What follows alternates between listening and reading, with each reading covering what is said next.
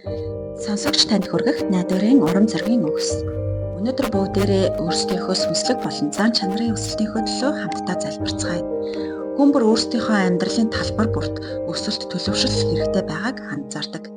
Зарим нь дотроо тулгарх зөрчилтэй, зарим нь шийдвэр гаргахдаа гацдаг, зарим хүмүүст нь урам зориг дутагдсан байдаг.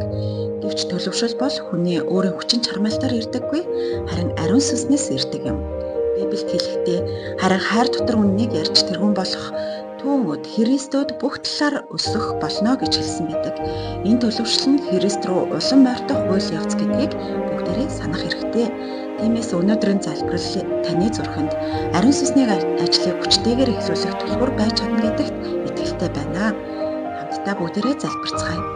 Эзэн минь өнөөдөр өөрийнхөө сүнслэг төлөвшил өсөлтийнхөө төлөө би таны өмнө залбирч байна. Ариун сүнс амьдралд минь хүчтэй оролцож, зүрх сэтгэл минь өсөх ёстой бүх тал дээр гүнзгий барьших болтугай.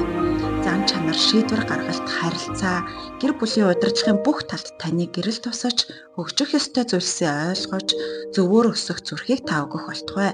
Шинэ хүч, шинэ ухаарал, шинэ төвшний төлөвшил миний дотор гэрэл болон асах болтугай. Есүсийн нэрээр залбирч байна. Амен.